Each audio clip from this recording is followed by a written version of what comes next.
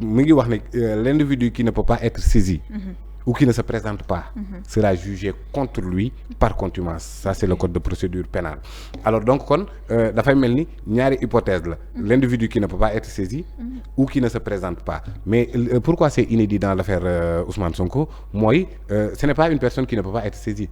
Parce que Ousmane Sonko bi mu defee caravane de la paix jugee Ziguinchor war a ñëw Dakar ñoom dañ koo saisir andi ko këram. Mais Ousmane Sonko moment bi nga xamante ne mbir yi mi ngi am il était chez lui à Ziguinchor identifié. Donc kon buñ ne peut pas être saisi ne fallait que ñu expliquer Sénégalais dans quelle mesure il ne peut pas être saisi, d'autant plus que ñi nga xamante ni jugé nañ leen par contumace yëpp fii ci Sénégal bi ci gën a récent je pense c'était César Atoute Badiane dans la foulée de l'affaire Boffa Bayotte. Dañoo dem seet gisuñu César Atoute Badiane wuyu leen xamul ci li mu nekk. Il a été jugé contre lui par contumace. Mais gis nga laajal sa correspondant yi nekk Ziguinchor ñu dem ci tribunal ba ñu photo la affiche bi nga xamante ne moo nekk au niveau du tribunal. dañ ne appel bi César Atoute Badiane ñu bind ci turam. Alors que il a été jugé par contumace te gisuñu ko te kooku mën naa nangu sax contumace parce que kooku dundul ci société bi comme ñoom il est à l'écart c'est un rebelle. Donc loolu mën nañ comprendre le cas de contumace qui vient de là. Contumace donc mooy koo xamante ne wër nañ ba sonn gisuñu ko mais Ousmane Sonko ñëpp xam nañ fi mu nekk il est identifié. Donc pour une première fois de l'histoire judiciaire du Sénégal nit koo xamante ne fi mu nekk tout le monde l'identifie mën nañ ne sax ci loxo takk der yi la nekk ndax ñu ngi barricade këram. Mais donc kon kooku noonu buñ ko jugé par contumace te mënoon koo jëli. Vous vous rappelez de l'affaire Hissène Habré. Il avait refusé de déférer à la chambre africaine extraordinaire. dafa bañoon. Mais nan lañ ko mujj def dañ ko yanu andi. ko coppet ni waa ji wax. teg ko ci kaw tribunal ci buntu tribunal bi. Les accusations parce que foofu noonu aussi ni mu amee ay crime de guerre crime contre l'humanité am na ñu ñëw accusé ko viol. Ah oui mais Habré était là-bas. Hissène Habré dafa ne woon du wax mu ne avocat mi bu leen wax bu kenn tontu ci samay avocat gars yi dañ ko andi par force commettre ko avocat d'office par force avocat yi plaidel ko par force mais Ousmane Sonko identifié ñëpp gis fi mu dëkk. ba pare nga jugé ko par contumace loolu voilà le fait qui est inédit dans cette affaire mais mën na am soubassement légal jusqu'à présent. Soubassement légal mooy code de procédure pénale moom moo ne ki ñu mënut a saisir. Donc kon y a l'impossibilité de saisine mais tamit ñu yokk ci ou ne se présente pas. D'accord. Donc kon le fait que Ousmane Sonko ne s'est pas présenté donc kon jugé ko par contumace am na une base légale mais c'est inédit parce que kenn mësu koo gis ndax mi ngi nii ñëpp xam këram. kenn jëliwu ko kenn defu ko dara. problème possibilité pour saisir ko fii tey lañ fan lañ ko mën a natt c'est parce que Ousmane Sonko bu ñu ko jëlee nit ñi génn wala Ousmane Sonko yaramam dafa jagati. wala ci bon dans l'affaire Mame Mbaye Niang andi woon na certificat médical ñu rejeté ko na la. mais boobu c'était par défaut. Mais bii nii fu ñu ko mënee natt xanaa. këram dañ ko barricadé woon parce que à l'époque jotul woon convocation. Il était à Ziguinchor. Les forces de défense et de sécurité avaient du mal à s'approcher de sa maison. Fii dañ koo barricadé mais fële ñoom ñoo barricadé woon gars yi. Donc peut-être mais nee naa rek légalement mën nañ koo layal légalement parce que la loi donne une impossibilité de saisir et une autre possibilité qui ne se présente pas. Donc kon dañ koy layale qui ne se présente pas mais c'est inédit, c'est du jamais vu. Parfois même raisonnablement parlant c'est impensable mais ça a existé parce que xam nañ nit ki fi mu nekk teewul mu ngi wax ak sénégalais yi ñoom ci seen bopp jàpp nañ ko ne ko coppet Koungheul andi këram ci kër góor gi kon actuellement nii j'ai entendu que son chef de protocole Djibi Gueye ak interdit nañ ko d'accès bon ça veut dire que ni kon donc Ousmane Sonko mu ngi seeni loxo alors donc c'est possible non même dégg nañ tax maître Ciré Clédor ne dañuy saisir CEDEAO ngir quand même ñu permettre leen ñu dugg ndax lii tamit dafay porter atteinte sax ñoom droit bi ñu am. mais soxna Aïda Mbène même quelqu'un qui est condamné à perpétuité. tëj nañ la sa giiru dund ndax li nga def dafa garaaw mais kooku sax avocat mën na ko assister à tout moment mën na ko seet si am déet. mais imaginez yow 2 ans ferme. Mais sa avocat sax mënuñ accès ci yow. C'est d'une gravité extrême. Mais li ma doon laaj te sénégalais yow ba léegi amaguma ci réponse mooy naka lañ mën a def ba permettre l'accès à Pierre Atepa Goudiaby.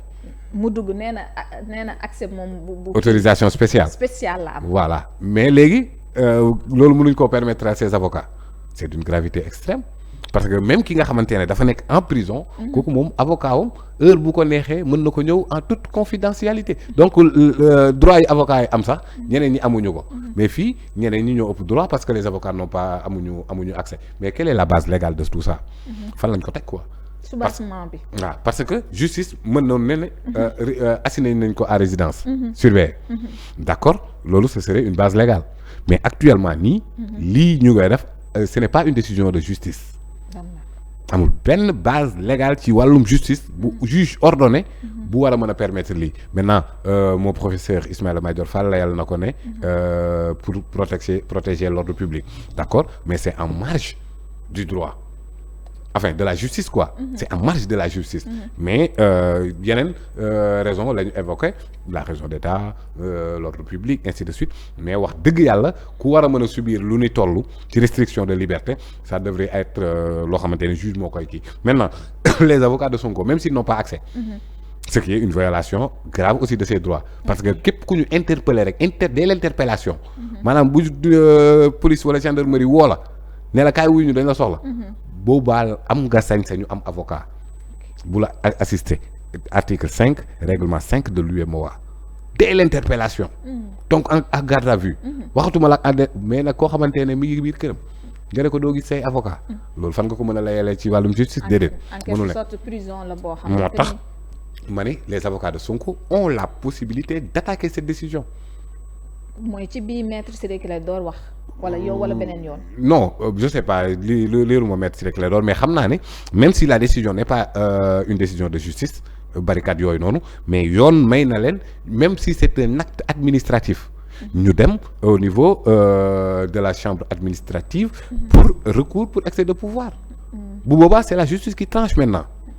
ndax yaakaar nga ni sax nag boobu bu ñuy tranché dinañ leen jox faveur. parce que on a entendu tout de suite le ministre de l'Intérieur wax que ni nit ki dafa woote que ni nañu dem attaquer état. nañu dem def cooki fin entre autres. mais léegi ku wootee cooki fin ne appel à l'insurrection non. c'est une infraction loolu. ngay yee fitna ngay perturber la paix publique la quiétude publique mais yooyu yëpp ay infraction la. mais léegi man je me demande c'est le ministre de l'Intérieur nga wax ah. waaw ministre de l'Intérieur donc membre voix officielle du gouvernement. waaw léegi kooku noonu bu gisee une infraction à la loi pénale lan la ñu war a def lu dul dem ci loolu noonu lijjanti ji ko. mais léegi tey nga ne nit kii def na infraction. mais mi ngi toog tranquillement këram. waaw ku def infraction dañ ko war a jëli. que ñu tëj prison tamit ferme. mais balaa ñoo dem ci prison ferme xam nga bi muy def caravane de la liberté dañoo def communiqué ministère de l'Intérieur ne il viole l'article 86 de la du code pénal. oui clairement. waa léegi kii violé article bi nga ne ko coppet. yóbbu ko mu tëddi. boo ko ku violé ban dafa mel ni tey y a deux Sénégalais. Cheikh Bara Ndiaye mi ngi en prison. exactement. pourquoi ñenn ñi topp nañ leen ñu ne appel à l'insurrection. d'accord léegi les Sénégalais qui font appel à l'insurrection sont en prison. un autre Sénégalais qui fait appel à l'insurrection et c'est chez lui. est-ce que deux poids deux mesures lu tax Ousmane Sonko doon exception bi. mais personne ne doit faire l'exception parce que constitution moom moo ne à son article premier. que ni Sénégal yëpp ñoo tolloo. mais pourquoi léegi sur quelle base ñu war a def exception ci Ousmane Sonko. c'est ça le problème en réalité parce que ñoom en tant que gouvernement bu ñu taxawee ne kii jalgati na yoon. ba pare bàyyi ko ci këram. xanaa keneen ku jalgati yoon dañ koy bàyyiwaat këram. mais quand même donc ñoom loolu ñuy wax. soit les éléments yuy contraindre la paix publique wala boog les violations à la loi pénale yi ñuy wax. soit amul wala ñemewuñ Ousmane Sonko kon. donc kon waa ji li nga xamante ne moom lay wax depuis le début qu'il fait face à des procès politiques. mais xanaa kon loolu moom mooy dëgg. parce que bu dee yow nee nga kii lii muy def jalgati yoon la. ba pare ñeme woo ko jàpp. ñeme woo ko jàpp j'utilise bien parce que ñooñu ñooy taxaw naan force reste à la loi ci état de droit la ñu nekk l'état va être fort l'état est debout ainsi de suite mais si l'état est debout comme on le dit comment un citoyen def infraction ba pare kenn inquiété wu ko alors que l'état est debout. te d'ailleurs loolu la Ismaïla Madior Fall wax sax tey. il a encore répété que l'état est debout. l'état est debout. face à un citoyen qui viole la loi maintenant. et la justice a été dit. waaw mais doucement. il a encore réaffirmé tout à l'heure que la justice a été dite dans l'affaire Sweet Beauté. waaw xam nga dans cette affaire là. balaa ñu see yegg si sax comme que nee nañ l'état est debout. un état debout un citoyen qui viole la loi nga bàyyi ko këram. man bàyyi naa Sénégalais yi ñu xool ñu apprécier le caractère debout de notre état bu dee debout bi moom mooy nit day jalgati yoon nga bàyyi ko këram bu dee loolu moom mooy debout y a pas de souci. Maintenant par rapport ak la justice a été dite. Ok en quoi sur quelle raison la justice a été saisie dans cette affaire-là. Adji Sarr dafa porter plainte pour viol répétitif ak menace de mort. Mais loolu justice nee na amul. Ça n'existe pas. justice nee na amul. mais justice la mu wax mooy menace de mort amu fi. man dama jàpp ne bu menace amul viol mënul am. Parce que je l'ai dit et je pense que c'était avec toi. Que ni si l'avocat de Adji Sarr moom ci boppam moom moo njëkk a plaider en faveur d'Ousmane Sonko sur les menaces de mort. bu ne menace amul Adji Sarr naka la caractériser l'absence de contrainte. menace la ko caractériser. Donc s'il y a pas de menace il y a pas de viol.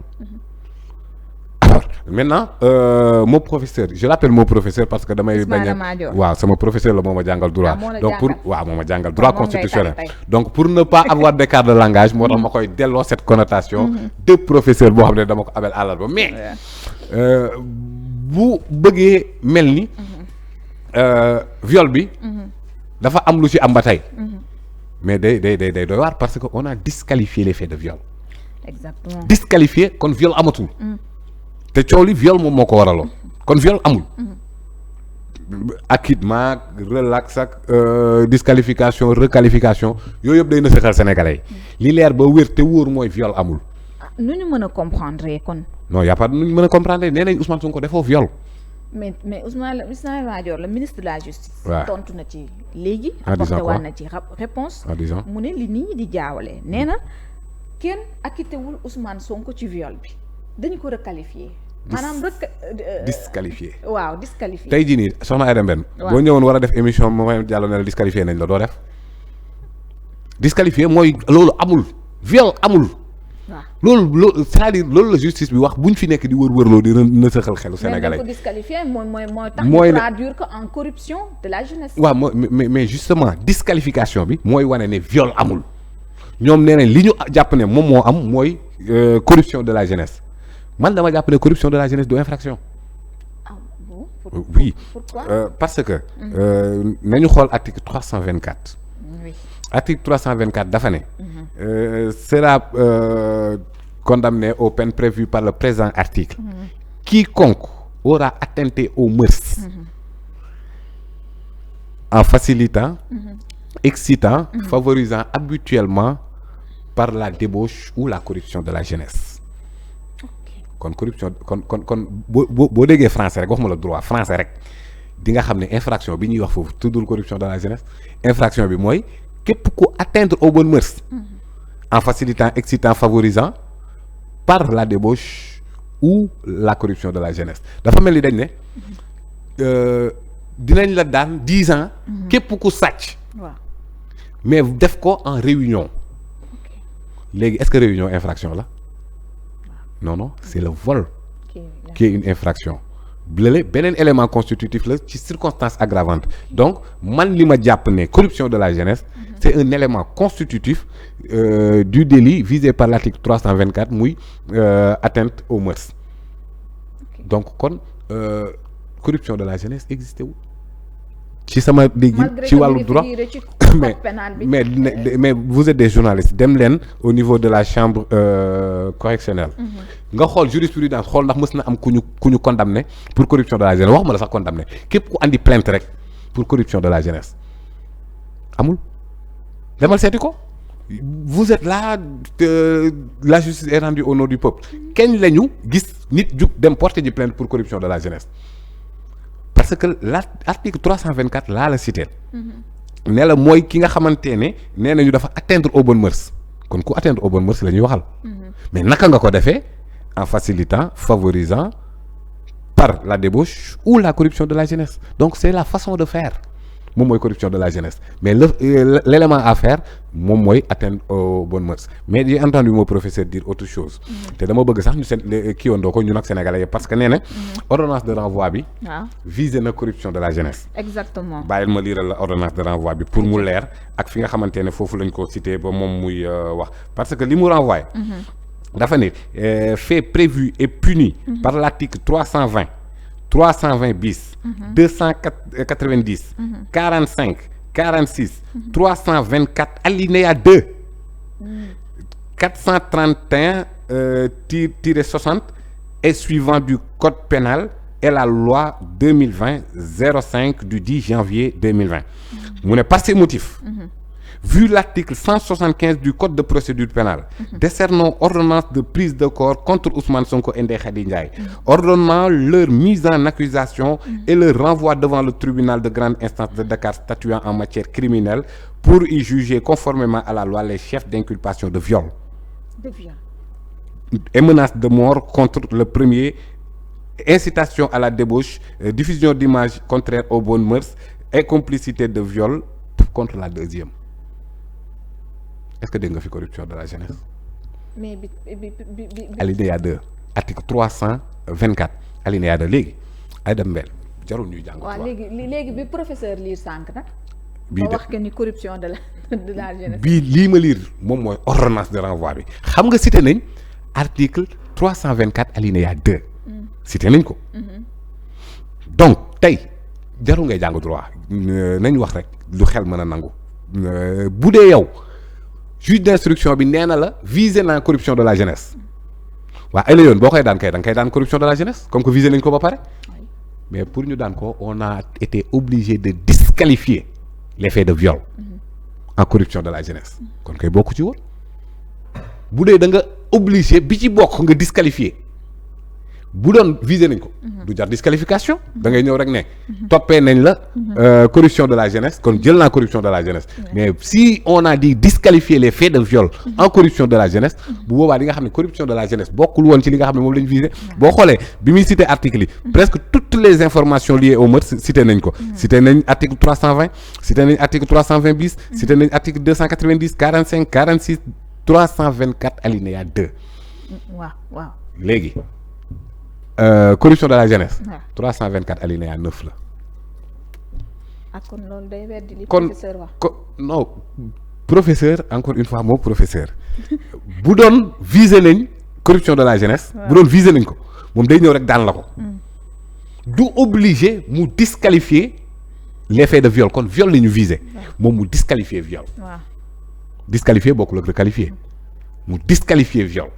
kon kay bu doon bokk na ci infraction yu ñu visé woon au préalable mais du soxla disqualification day ñëw rek appliquer li nga xamante ne moom juge d'instruction bi procureur bi visé na ko parce que disqualification bi procureur moom moo ko wax depuis son réquisitoire bi muy jour du tribunal moom moo ko wax ne ko boo mënul téye viol bi disqualifier ko en corruption de la jeunesse. waaw loolu sàkkuteef procureur la woon. sàkkuteef procureur la woon.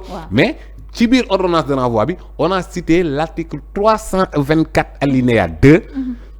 ordonnance de renvoi bi 33 pages la doo ci lire fenn fu ñu bind corruption de la jeunesse.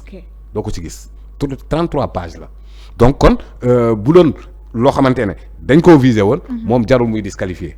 day ñëw rek ne nangu naa sa qualification de corruption de la jeunesse mais s'il est obligé de disqualifier les faits de viol kon viol lañ visé woon mu disqualifier les faits de viol bi la disqualifier en corruption de la jeunesse et corruption de la jeunesse jusqu'à preuve du contraire sama intime conviction joxewul ne infraction la parce que définiral naa la l'article 324 alinéa 9 bi nga xamante ne li mu wax man jàpp naa ne atteinte aux mœurs la visé comme infraction mais comme élément constitutif corruption de la jeunesse ndax man maa ngi doon wër sax bi professeur liiraat ni ki sànq rek pour quand même apporter waat ko mais on a également autrement tamit parler ci li nga xam moom mooy décision de justice bi parce que tamit loolu créer na un peu de complication puis pour ñi comprendre carrément ce que dit la justice par rapport à ça Ousmane Sonko lu tax jëliwuñ ko ba tey même si wax nañ ci ni ki sànq mais nee nañu ça dépend du parquet ci ban temps lay war a mën a définir notifier kii bi ndax notification bi selon le ministre de la justice ba nëgë ni si itam defal guñ ko. waaw justement loolu moom moo waral coow li Adji Sarr def na appel. waaw kon Adji Sarr jot na notification. Ndeye Khady Ndiaye def na appel. kon Ndeye Khady Ndiaye jot na notification. waaw Ousmane Sonko moom bu jotagul bosam ba tey lan moo ko waral xanaa nag bu doon 100 pages la ñuy rédiger sax. lan moo la ko décision bi décision bi ay la yéwén motul xanaa 20 pages. waaw man léegi. le premier ba tey ñu ngi ne lan le 15. waaw tey 2 semaines. ci rédiger benn décision yàgg na de bon ils n'ont pas de délai nag. ça il faut le dire ndax ils ñoom n'ont pas de délai. ci cëggal guyu justice bi la. mu xool nu mu dëgg ko la neexee c'est pas dëgg à la. eux tamit ñu booster ko. loolu dëgg la mais nag ay la yéwén yàgg na nag. ci waaw benn décision rek boo xamante ne. mu ngi bëgg a def 2 semaines. waaw léegi rédiger guñ décision bi te boo ko rédiger ba pare notifier ko Ousmane Sonko. waaw donc voilà léegi nañ ñu wax bon peut-être professeur Ismaïla Madior Fall. c'est un ministre mais justice bi lan moo tax notifier gu ko boobu ba léegi. loolu moom doy na waar lool mais bu ñu fàttee ne Ndeye Khady tamit mi ngi këram moom it jàppuñu ko. waaw teewut foofu lañ ko condamné ma nga fa woon taxaw. te moo ne def na ñu bàyyi ko teewoon na ak. elle n'a pas été waaw. jugée par contumace. waaw donc elle a pu def na appel am mais wax dëgg yàlla ci cas ordinaire yu mu doon. peut-être que ce cas est extraordinaire dinañu def li nga xamante ne moom mooy décerner mandat de dépôt mais avec Ousmane Sonko tout est atypique. alors léegi ci délai bi tey Ousmane Sonko définitivement tey bu interjeté wul loolu tam bëgg nañ ci indi. bu interjeté wul lan. appel parce que on en parle depuis waaw un bon moment. waaw nee na tey moom mooy dernier délai bu dugalul. vraiment. on se calme un peu. ñu analyser avec froideur. ok Ousmane Sonko a été jugé par contumace article 313 nee na la l'appel n'est pas ouvert au contumax. ok kon Ousmane Sonko mënut def appel léegi ay la yowén ki mënut def appel noo koy sàkkalee délai appel Ousmane Sonko mënul def appel kon naka la mënee am délai appel. délai appel bu ñu koy wax pour ñi am sañ-sañu def appel la. Ndeye Khady elle était dans les délais def na appel. Adji Sarr elle était dans les délais def na appel Ousmane Sonko n'a pas droit de faire appel kon délai appel lu ci yoonam. léegi bi ñuy wax nii. amul fu mu jógee non moo ma jaaxal parce que boo nee Ousmane Sonko am na 2 semaines pour def appel. tu dis que implicitement que Ousmane Sonko am na droit def appel Ousmane Sonko amul droit def appel donc il n'y a pas de délai d'appel pour Ousmane Sonko maintenant lan mooy kii parce que foofu tamit dama bëgg sénégalais yi. ñu liirandoo article bi ñun ñëpp. pour mën a comprendre lan la ñu bëgg a wax ci kii boobu noonu. parce que article 307 dafa ne. les accusés non détenus. s'ils ne défèrent pas à la citation prévue par l'article 257 du présent code. sont jugés par contumace par la chambre criminelle. alinéa 2. s'ils se constituent ou s'ils viennent à être arrêtés avant les délais de prescription. prescription. ok nee na l'arrêt de condamnation est anéanti de plein droit et est procédé à nouveau. dans les mêmes formes ordinaires à moins que le contumax déclare expressément dans les délais de 10 jours acquiescer la condamnation. nee na ki nga xamante ne moom dañ ko jugé par contumace bu dee ñëwal na boppam il se constitue. wala bu ñu ko jàppee. ñaar yëpp bu ñëwalee boppam wala ñu jàpp ko. nee na bu boobaa tant que délai de prescription bi mi ngi en foog ñu xam luy délai de prescription. mooy tey jii nii boo defee infraction. day am délai de prescription boo xam ne bu ko weesoo kenn dootu la mën a poursuivre. ok en matière criminelle c'est 10 ans. 10 ans. délai de prescription donc kon tant que yaa ngi ci délai de prescription bi. nee na l'arrêt de condamnation sera anéanti. dañuy maanaam dañ lay delloo sa ak yelleef ya ñu la bañaloon muy ay ñoom appel ak yu ni mel. dañ koy anéantir léegi. de plein droit jarul sax nga koy demander. donc il est procédé à nouveau dans les mêmes formes ordinaires. à moins que le contumax déclare expressément dans le délai de 10 jours. qu'il acquiesce la condamnation. mu ni bu dee jàpp nañ ko ba mu ñëw. ci même forme yi. bu dee moom dafa ne nangu naa àtte bi loolu mooy acquiescement. maanaam Sonko ne woon man 2 ans yiñ ma teg. nangu naa ko ak koppar yi ma war a fay Adji Sarr nangu naa ko. nangu naa ko bu waxee loolu. ci la ñuy soog a commencer le délai de 15 jours pour mu def appel. délai de 15 jours bi nga nekkoon sànq. waaw moment boobu lay commencer courir. d'accord bu ñëwee. ba toog 10 jours ne d'accord naa daan bi kon ñu ne ko am nga 15 jours pour def appel léegi bu ñëwee nag ne d'accorduma appel bi boobaa dañuy juger waat c'est-à-dire nee na dañuy reprendre par les mêmes formes l'article a été clair dafa ne il est procédé à nouveau dans les mêmes formes ordinaires donc les mêmes formes ordinaires mooy forme jugement bi bu dee booba la ñuy jugé waat nag demuñ appel de demuñ appel dafay mel ni dafa def opposition à la décision defuñ appel dañuy jugé waat mbir mi par la même juridiction. waaw loolu la professeur Ismaïla Madior Fall. parce que la même juridiction moom mooy dellu si waat attewaat ko ci même forme yi mu ko attee woon. nee na même recomposition bi la. mën na nekk non c'est pas obligatoire mais mën na nekk même magistrat yi ñoo ñëwaat. mën na nekk mais mën na nekk yi ñu changer yeneen magistrat mais on reste dans la chambre criminelle. d'accord dañuy rester ci tribunal de grande instance statuant en matière criminelle. d'accord parce que boo defee appel du ñu des TGI. cour d'appel lañ jëm. d'accord appel ak opposition looloo leen wutale. appel da ngay dem ci juridiction bu supérieure opposition ci même juridiction bi ngay des. mais léegi délai bi nga xamante ne nag moom la sénégalais yi di rumbalaat bokkul ak délai bi ñoom Ndeye Khady am ak ñoom Adji Sarr. moom amul délai boobu parce que moom amul droit yi ñooñu am nañ droit def appel mais moom amul droit def appel. c'est ce qui explique pataaralu ay avocats. parce que mënuñ def appel mënuñu def appel kon donc délai de 15 jours bi. moom ça ne lui est pas applicable donc le premier lañ délibéré. tey le 15 ñu naan délai bi jeex na délai amul bay jeex. parce que yow dañ naa la ci délai bi am nga sañ-sañ def nangam mais yow buñ ne la amoo sañ-sañ kay lu si soyoon ci délai bi amoo sañ-sañu def appel lu si soyoon ci délai appel. kon Ousmane Sonko il n'a pas le droit. amu ko parce que il a été jugé par contumace. donc fi mu toll nii amul délai amul benn délai bu ko tënk ñeneen ñi nag ñoom seen appel ak moom yoonam nekku ci. appel Adji Sarr liy wane ne poursuivre Sonko. elle n'a pas exercé les poursuites sur Ousmane Sonko. mooy mënul dara ci condamnation bi. appelam bii mu def. yoonam newul ci condamnation bi. parce que nee nañu li mu mën a viser moom moo di les dommages. l'intérêt civil parce que ce n'est pas pour rien qu'on l'appelle la partie civile. d'accord. moom li mu doon défendre foofu ce sont ses intérêts civils ndàmpaayam 20 millions lañ ko jox nee na d'accordul ci 20 millions yi nañ ko yokk. ok Adji Sarr nee na nañ ko yokkal xaalis. mais déggoon nañ tam avocat mu ne fukki atu kaso la doon xaar ñu tëj ko Ousmane Sonko. waaw mais loolu mënu ci dara. ndax mbir mi ba léegi viol. loolu ko mën a qualifier. loolu mënu ci dara. ok condamnation bi 2 ans bi moom Adji Sarr mënu ci dara.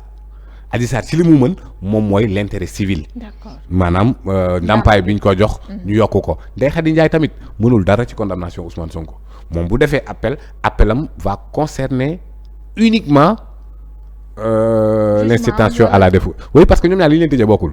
waaw incitation à la débauche lañ ko toppee non. waaw bu demee appel ci loolu la ñuy statuer. léegi nag moom fi appel bi lim ciy mën mooy ñu àttewaat. waaw par la cour d'appel. ok par la cour d'appel bu boobaa cour d'appel buy statuer ci incitation à la débauche bi ñu daanee Ndeye Khady mais bokkul dara ak li nga xamante ne mooy Ousmane Sonko donc kon ñoom ñaar ñoom ñetti seen appel yëpp lenn moo mënoon a changer. la condamnation pénale muy appelu Ousmane Sonko. d'accord wala appelu procureur. procureur deful appel. waaw parce que nee nañ parquet bu dugaloon appel. effectivement bu boobaa la ñu ci mën a concerner xoolaat. partie daan bi ñu daan Sonko. réellement dafay concerner partie yëpp. oui parce que moom bu defee appel c'est sur la condamnation pénale. d'accord mais bu ñu fàtte ne le procureur moom il dépend du gouvernement c'est-à-dire c'est le procureur qui exécute la politique pénale du gouvernement. donc kon bu deful appel. c'est supérieur. xëy na lui ont dissuadé de le faire mais en tout état de cause moom. man jàpp naa ne du ko def. mën nañu waaw ndax satisfaire na ko moom moo ne woon bu ñu ko mënul tëj ci lii nañ ko tëj ci lee. par exemple. mais procureur visé woon na menace de mort visé woon na viol. léegi nag bu dee dafay insister ci menace de mort ak viol bu ko neexoon porter plainte mais il ne l'a pas fait. oui donc kon. on peut sous-entendre que il est un peu satisfait de. bon xam nga le procureur. dañ naan ko le maître de l'opportunité des poursuites. maître de l'opportunité des poursuites. opportunité boobu dafa am solo parce que bu ñu ko waxoon mettre des poursuites rek day metti ci moom maanaam foofu mu gis infraction day daw jëli te bu boobaa mën na jaxase le système l'administration de la justice mais de l'opportunité des poursuites mooy si c'est opportun nga poursuivre si ce n'est pas opportun nga bàyyi peut-être qu'il juge inopportun de faire appel et je pense que ni Sénégalais yëpp mën nañu ko comprendre.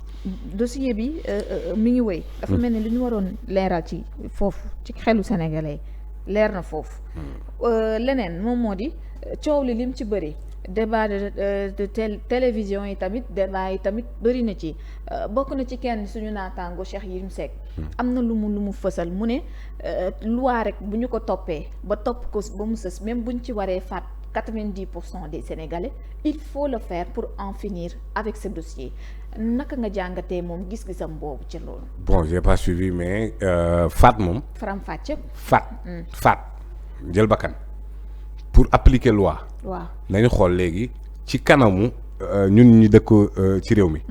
ban moo ci ëpp njëriñ respecter loi